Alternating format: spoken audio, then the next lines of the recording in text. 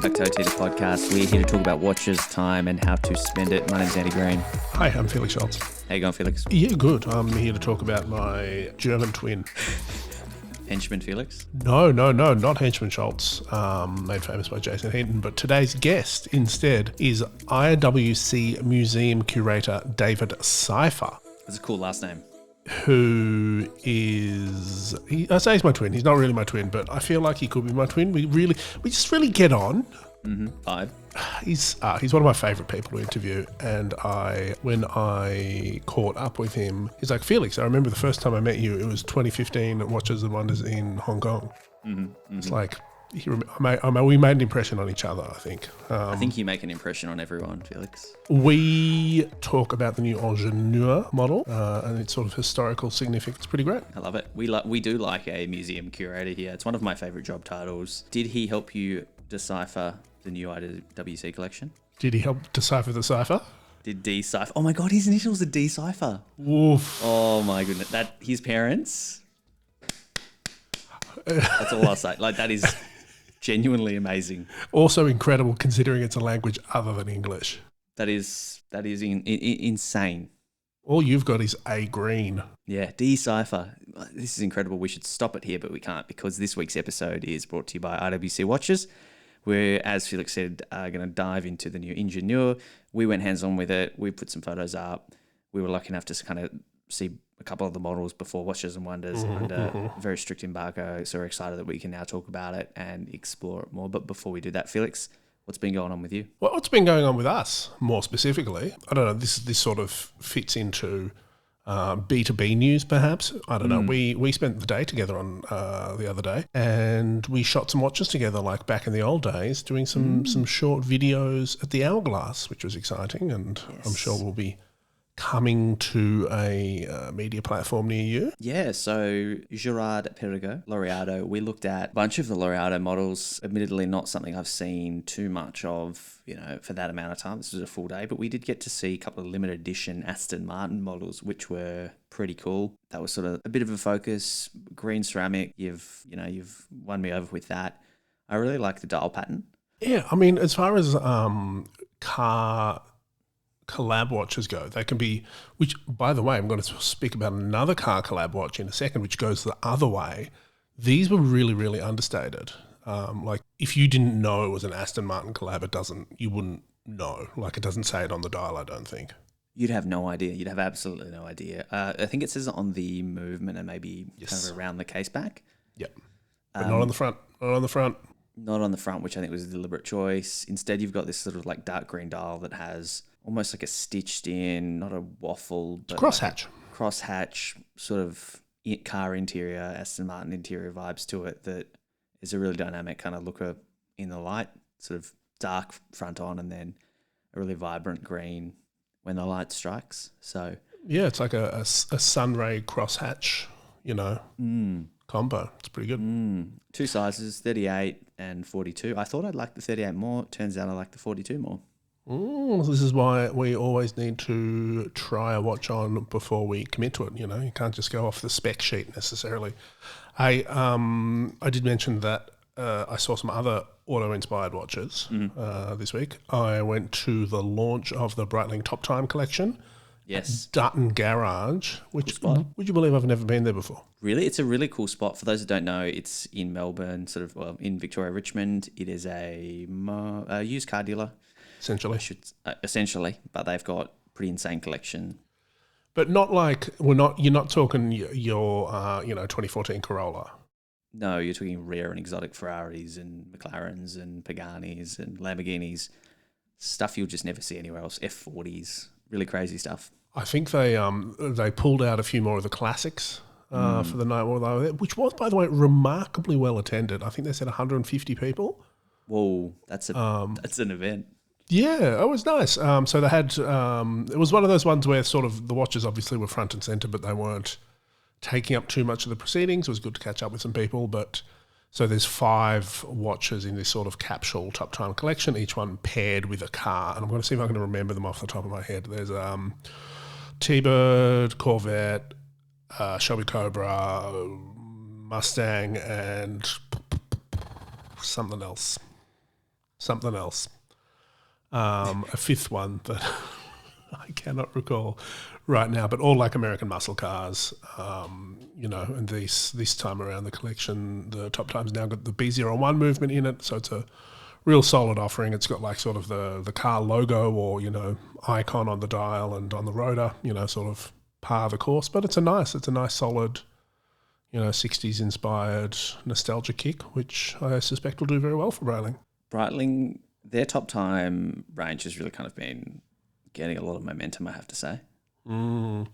Interesting to see how it goes with the B01. Like, I think they're moving more and more away from the third-party abortions and into their own thing, which comes with a bit of a price kick. But as we've said many, many times, that's what everyone's doing these days. So par for the course. There's some really nice colours on those Top Times as well. Have you worked out what the fifth one was that I forgot about? Did you get the Stingray? Maybe not. Let's call it the Stingray. Stingray, Cobra, Mustang. I'm cycling through quickly. Corvette and the Thunderbird. Thunderbird. Here we go. The T-Bird's a new one. The T-Bird. Oh, that T-Bird is cool, man. Yeah, and they had like examples of each of the car there, which I think was probably a bit of a challenge for them, but it worked well. That wouldn't have been easy. I mean, if anyone could do it at stunts, but that would not have been an easy. I'm not the guy to be. I'm pretty like they got it pretty close. If not, like they had one kind of like it, maybe kind of like it. I like it. Very cool. Very cool. You sent me a picture of a watch that came in for, I guess, a bit of a review, a bit of a hands-on. Yeah, and I'm sure we'll get the guys behind it on as well. But this is the first time in a long time I've been inspired to go, hey, I really like this. Tell us more. Can I find out more about it? Solabs. They kind of, you might have seen them around a bit. You might have seen them. I've been sort of regramming them every so often on my little thirst trap, trying to get a little fishing expedition. Well, no, I mean, the fishing expedition is, at these points, I send them an email and then we collectively forgot about it for 3 months, and then I saw someone else post it and I'm like, oh yeah, I sent that email. It's a really interesting watch. So it's I'm going to say ETA caliber or, Salida version. Really sort of bold. I'm going to go with like 80s Miami aesthetic. The kick is, as far as the hands, they're very big geometric sort of shapes, sort of a la LA and Silverstein in a way, using sort of it's not quite Theft Auto. Yeah, not quite primary colours, but that sort of, real soft pastel pinks and neons. I've got a version that is in a black PVD case, comes on a black bracelet or a pink sort of suede strap. And I've just noticed, looking at this, that the Arabics are also sort of colour gradated. Not the Arabics, the hour markers are also colour gradated. It's just really nice. Like, is gradated a word? Yeah. Graduated. Gradated. Gradated. You can gradate. You can gradate. Graduate is the tense, the past tense. I don't know. I don't know. I could be wrong. What would I know? Anyway, yeah. So it looks really good on the internet. Which is enough to sort of hook me in and be like, oh, can I have a closer look at one of these? Lives up to it IRL, Andy. Yeah. So they're saying that there's a multi-layer dial that gives over 200 unique combinations for constant funk on the wrist. What does that mean? It just looks different, and I think there's sort of the back disc, which I suspect is maybe the date disc that they've geared in a different way. So everything moves around. Yeah. And like, so if the smallest one right at the center is the seconds hand, the pink sort of arrowy one is the minutes, the big, I don't know, blue triangle is the hours, and then there's that one behind it. So it's always changing, and it looks really, really nice. So there's a couple of different finishes on the case, a couple of different dials. They're sort of $1,300 US, plus a bit of shipping and taxes. So $2,000 Aussie. Does it live up to? I think it does. Price point? Yeah, I think like, especially if this had a bigger name behind it, or if this was, let me say, if this was, the MB&F diffusion line, the Mad Watches. If this was an MB&F watch and there are maybe a few slightly different things about it, people will be going nuts over this. If this was Louis Arad X, whoever it is, people will be pretty into it. The artwork's pretty cute. The presentation's pretty cool. The website's nice. It's all really well done. It's all really inoffensive stuff. I like it. Well, and for me, it's not just it's also done slightly different, which I always look for in a new watch. Like it's not selling the same or telling the same story of inspired. How's it wear? by- 40mm case. Yeah, Looks pretty good. kind of chunky, but I'm imagining it's not. No, it's not that. I mean, it's a little thick, but it's I don't mind. I don't mind thick, and it's fine. Like the lugs are nice. It's a bit fancy. Everyone knows black PVD slimming, so Slims the wrist. yeah, that's Very nice. good. But we should get them. I've got to resize the bracelet. I haven't done that, but that sounds like a problem for another day, really. Well, let's tee up. I think it's Rick and Andrew. Well, maybe Andrew, maybe Rick. We'll see how we go. They're in Chicago as well, so maybe we'll get the good word from our friend Chase and Anthony Trainer. We're getting a little hub of Chicago action going on. The watchmaking capital. Yeah, of America. Hey, we were talking before. You've been watching some cartoons. Some cartoons, yeah. Although I should give a trigger warning when I refer to celebrated anime as cartoons. I've been watching Cyberpunk Edgerunner. The spin-off of the popular underbaked game Cyberpunk 2077. The only reason I'm watching it is because I got told that Keanu Reeves was in the game. He's not. So I was like, okay, this is now something I'll entertain. Have you played it? No. Are you going to? I'll see how I go with the show. Sure. How do you look? I could be completely wrong here, but Cyberpunk is not an aesthetic that I would have pegged closely with Andy Green. I like to surprise, How's it working out for you so far? I watch a fair bit of Korean drama / horror / zombie films. What has that got to do with Cyberpunk? So I'm used to the concept of subtitles, right? Right. Okay. This has been my thing but like the hesitation towards, I'd say animes, like cartoon and then subtitles. Like it's a lot of paying attention to my. Are you watching? You're not watching the English dub, the dub? No. It's a good dub. Really? Yeah. It's got some top-notch voice actors in there as well. I didn't think to do that. All right, maybe I'll do the dub, but I'll pay more attention if I do the subtitles. Sure. Which is important. Yeah, so I've only watched the first episode. I'll keep watching it. I think there's enough in there to get me through the season. I'm a big fan of Cyberpunk as a literary genre. I could, as I suspect some other people on our Discord, we've talked about this. We had a big chat about this series on our Discord a while ago. Do you know, fun fact, Roman has a Cyberpunk 2077 watch. Huh. Oh, no, I think I did see that actually in my research as to whether or not I invest time into it. But look, I'll keep you posted. I also did finish another show that we haven't talked about.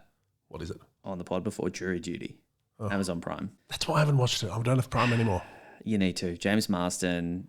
You're familiar with the concept? Yeah, it's like a fake jury. Yep. So it's a fake jury. It's a fake court case, fake jury. Absolutely everything about the production is fake except for one person who thinks he's signed up to do jury duty, and it's a documentary. So it's like, it's always closed doors, but for this one special instance, it's going to be a documentary, and they spend like 3 weeks running through this entire fake case, and he's like faces all these different challenges of doing the right thing, doing the wrong thing, having no clue, the effort that went into the production. They rehearse every day. He goes to bed, they rehearse, they find excuses, and that every scene is rehearsed and planned out with something like 6 different outcomes.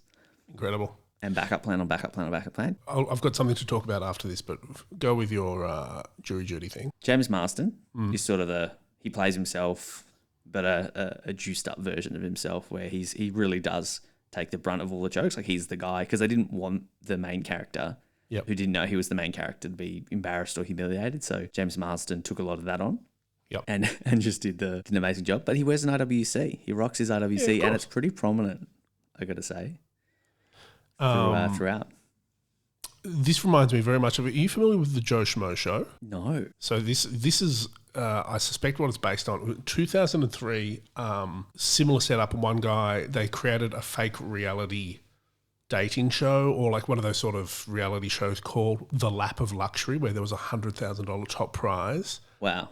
They had everyone had archetypes, the buddy, all these others. So Kirsten Vig was in it briefly, probably before she was as well known. But yeah, there was one guy who was Joe Schmo, essentially, who was a real person, but he was just so nice and like he did really, really well with it. But I think similar vibes, worth checking out. It's probably on YouTube these days.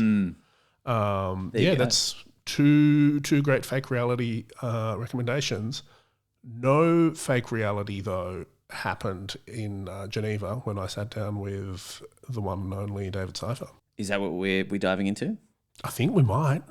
Okay, let's do it. David, it's lovely to meet you here in Geneva. When was we were talking before, the last time that we met was in Hong Kong. Absolutely, October 2015. The launch of the Portuguese back then, and we did this fantastic episode. We were talking about the Portuguese, the first Portuguese watches, and then the development of the Portuguese watch. Yeah, it was absolutely great. But we're not here talking about the Portuguese this time. There is a new collection. It's a new year. We're here talking about the return, the triumphant, the final return of the Ingenieur. And I want to start by something that IWC CEO Chris Granger-Hare mentioned in the keynote earlier today. Something about you hiding the original sketches of the watch in your basement. Tell me what this is. Yes, I wouldn't call it hiding. The thing was really we bought this sketch from a collector some years ago. But I was always, not quite sure if it's authentic or not, because, when you look at the provenance of these things, you always must sure that it's really all authentic. So we never gave it any attention. Maybe you can say now shame on me, but it was not on the priority.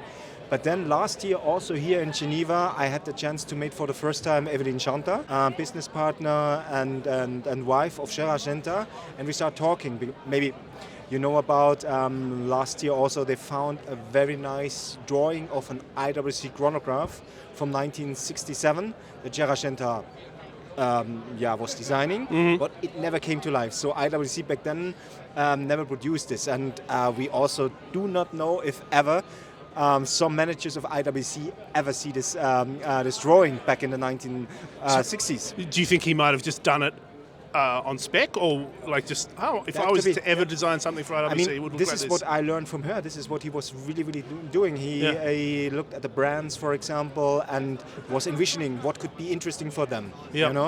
And maybe this was like this, but also in this period it's interesting that IWC planned to do, and this is really some of these lucky coincidences, to introduce an Ingenieur chronograph in the late 1960s. And back in those days, we have only these hand-wound chronographs movements, the Walschuh, and as they are called. And so maybe he was hearing that or rumors that there's something going on in the Schaffhausen, and maybe he was inspired by that to do this sketch. And this was super interesting for me to know. And then I started talking with her, and she invited me also to go to London. And then I remember before going to London, we have this sketch back in the basement. Let's give it a try. I will show her. And then, the conversation started, and she said, wow, okay, maybe the signature of Gerald Genta is not like he used to do, but it could be from this period. And he was checking, and I said also, I have to be honest with you. I do not know the backstory. I only know that the collector purchased this maybe back in the 1990s or somehow. And yes, here we go. She said, no, that's her husband. And then we said, okay, that's a kind of a revolution.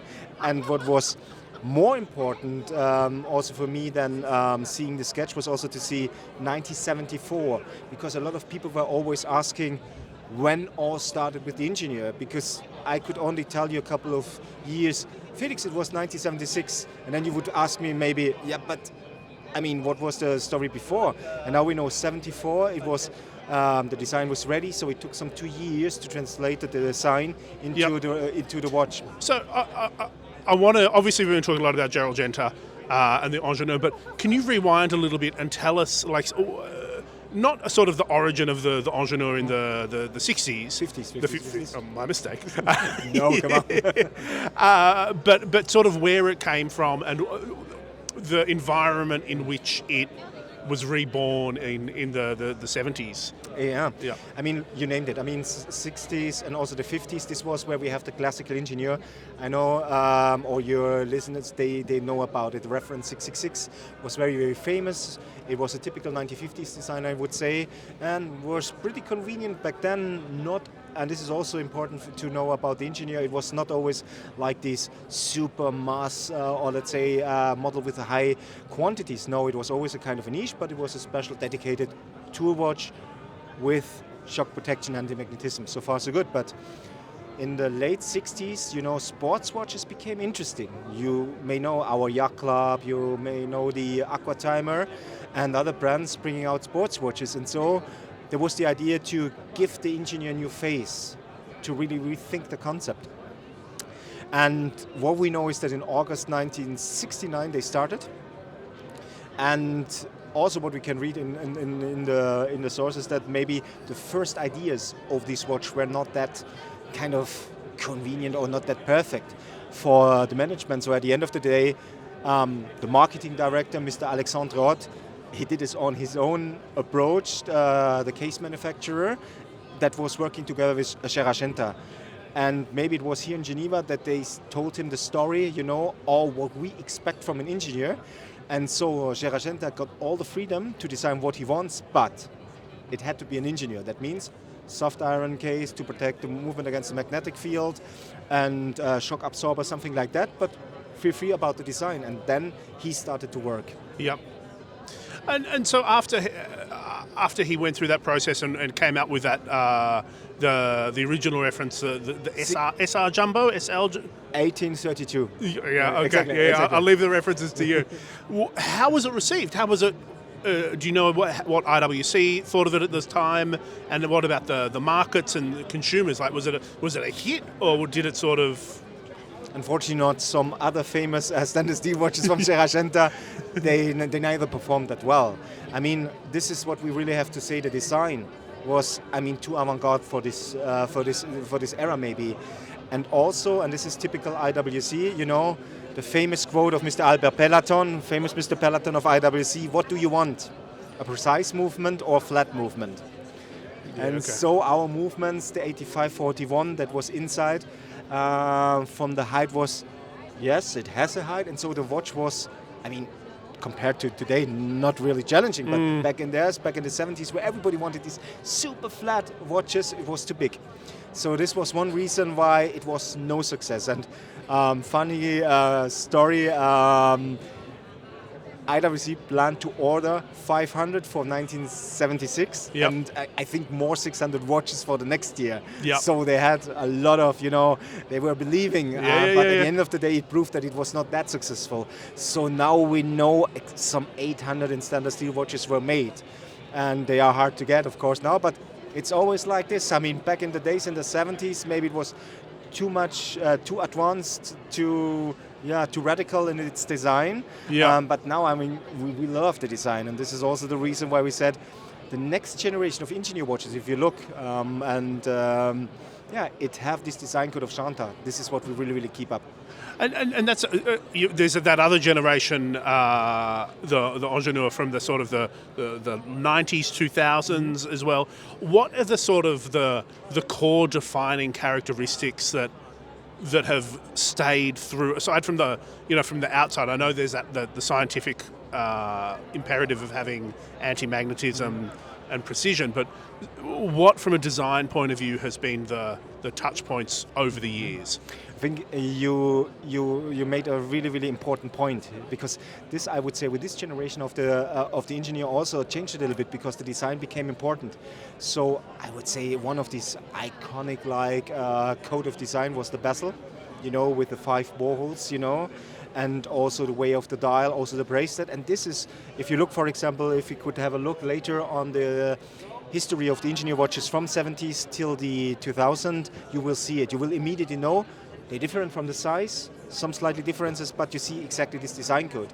And of course, the characteristics you mentioned, anti-magnetism, shock protection, things like that, very robust, they are there. But I think since Genta, also the design became very, very, very important. Of course, design should follow the function, but we should not underestimate this design, what he was really envisioning for this watch, and that we still keep up. Nice. And I think we've talked about the past for, maybe not never enough, but enough for now.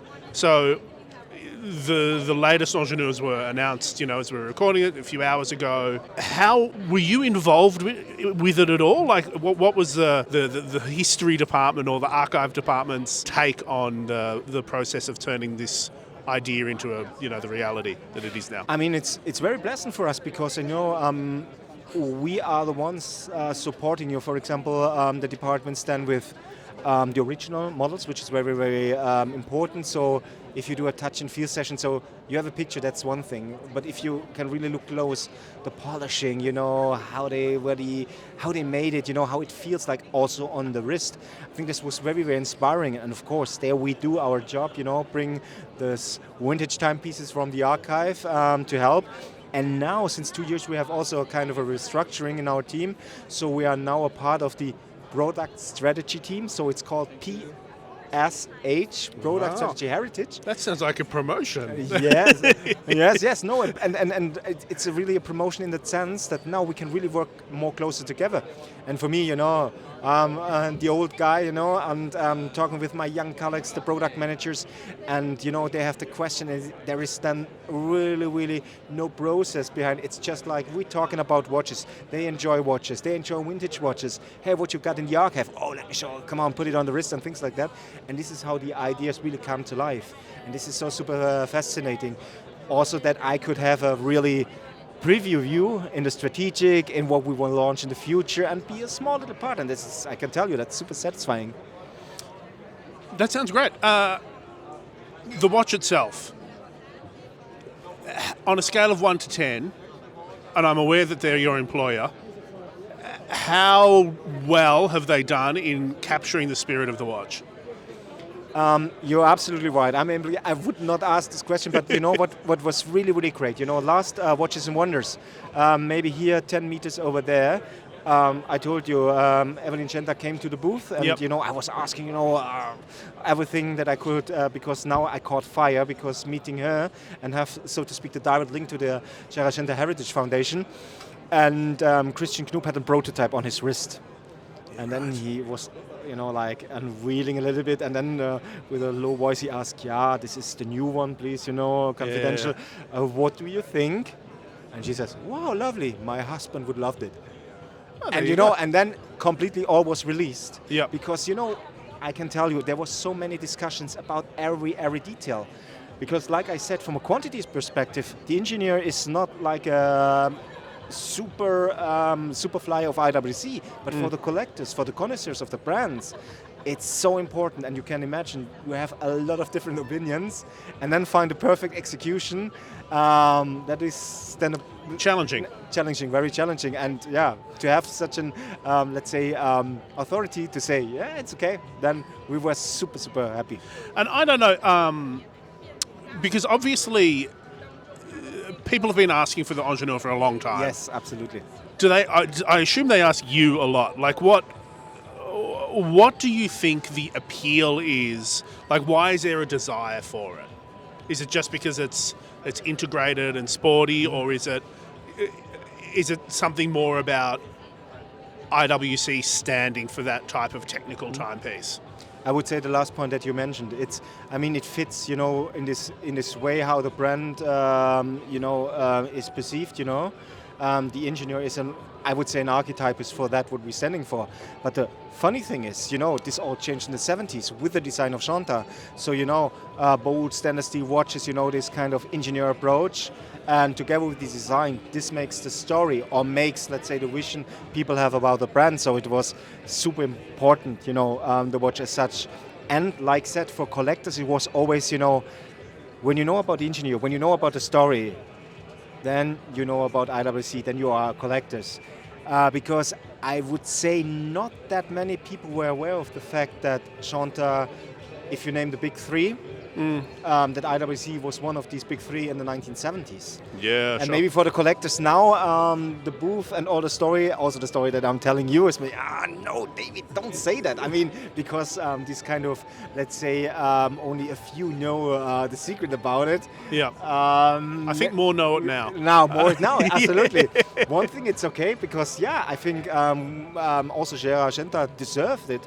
That also IWC, that he made this great design. But on the other hand, for the collectors, the Ingenieur SL was, always on that understatement.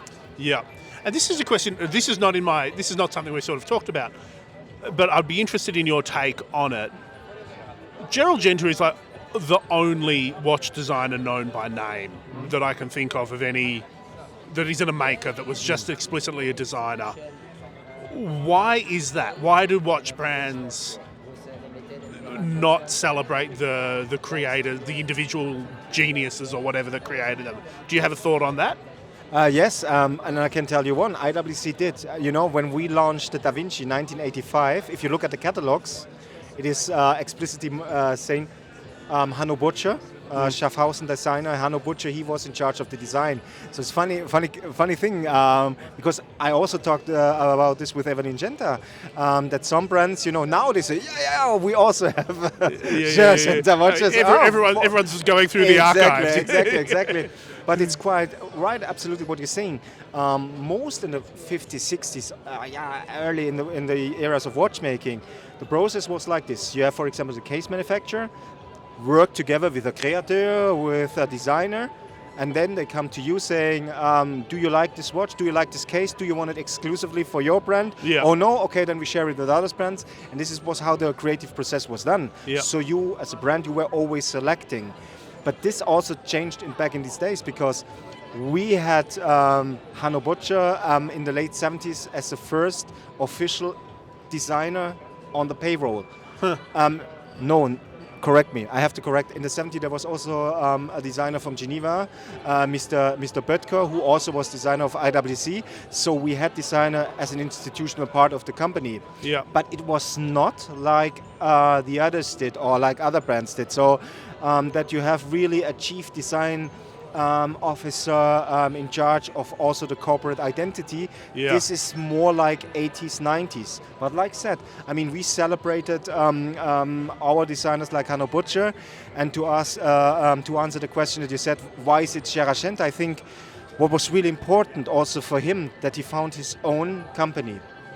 So this is maybe the reason why we know him, His name ended up on dials in the end as well. Yeah, absolutely. And this is maybe why you say, okay, Genta. And also, when he did Disney characters on watches, okay, there's something, and this made him famous, even though he considered himself more as an artist. Yeah. He said always, Pablo Picasso is my idol, I want to be But anyway, maybe this was the reason why he became really so public. And then... Yeah.